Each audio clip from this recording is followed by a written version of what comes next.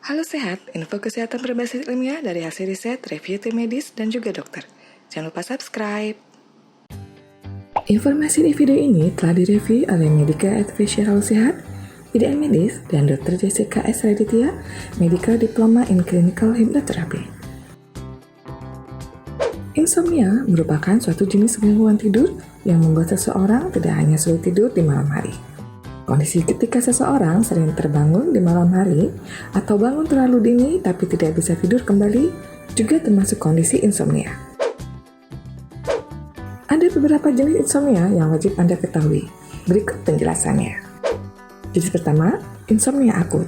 Pada kondisi insomnia akut, penderita akan mengalami sulit tidur namun hanya dalam episode yang singkat dan tidak berkepanjangan.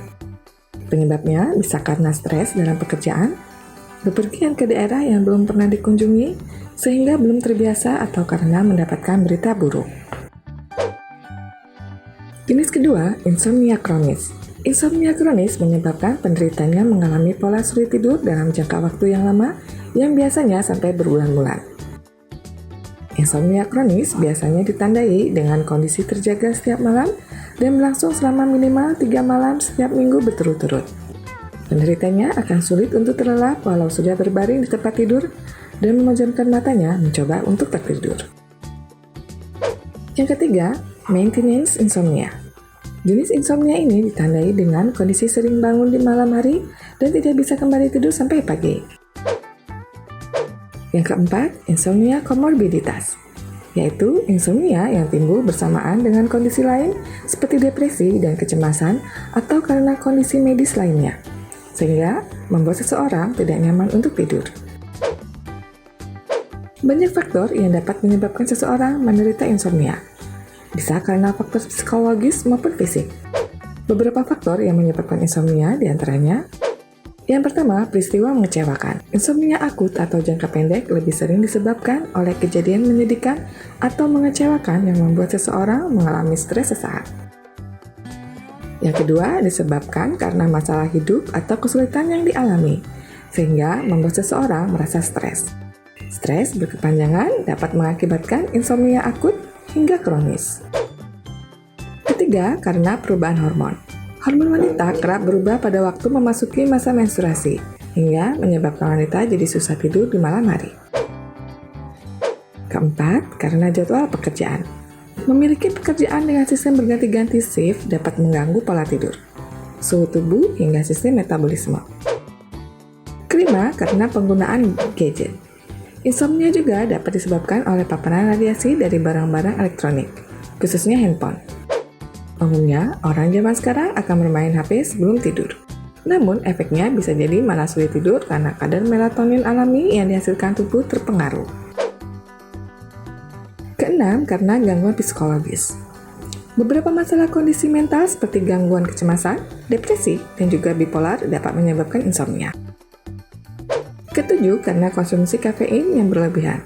Seperti yang diketahui bahwa kafein membuat seseorang lebih terjaga, sehingga tidak mengantuk. Bila berlebihan mengkonsumsinya, bisa mengganggu kualitas tidur dan berujung pada insomnia.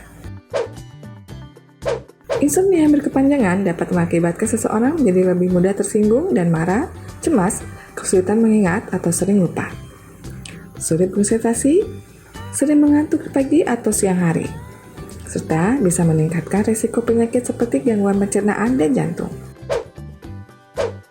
Insomnia dapat ditangani melalui pemberian obat-obatan atas petunjuk dokter, terapi, dan juga perubahan gaya hidup yang lebih baik serta sehat. Sleep hygiene adalah beberapa kebiasaan baik yang dapat membantu penderita insomnia. Contohnya, memiliki jam tidur dan jam bangun yang sama seperti harinya. Memastikan bahwa kamar tidur memiliki suasana yang mendukung untuk tidur seperti ruangan yang gelap, tidak berisik, dan temperatur yang nyaman. Selain itu, kita juga perlu mengetahui bahwa tempat tidur hanya untuk tidur, untuk membantu memprogram otak kita. Seringkali, kita melakukan banyak kegiatan lain seperti menonton TV, membaca buku, belajar, bermain, dan lain-lain di tempat tidur yang membuat otak kita terprogram bahwa tempat tidur adalah tempat untuk beraktivitas. Dengan sleep hygiene yang baik ditambah dengan melatih otak kita bahwa tempat tidur adalah tempat untuk tidur, perlahan kita akan merasakan kembali tidur yang berkualitas. Insomnia kerap dianggap sebagai masalah tidur yang sepele. Namun, penting untuk memeriksakannya segera jika insomnia sudah mengurangi kualitas hidup Anda.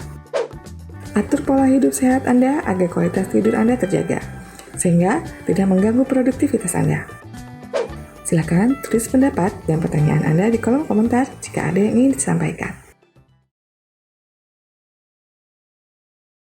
Info yang kami berikan telah melalui validitas informasi kesehatan yang aktual dengan pendekatan ilmiah, direview tenaga ahli dan dokter. Jangan sampai Anda melewatkan info kesehatan yang krusial dan mungkin dapat menyelamatkan keluarga dan teman kita. Jangan lupa subscribe dan nyalakan lonceng notifikasi agar tidak ketinggalan info dari Halo Sehat.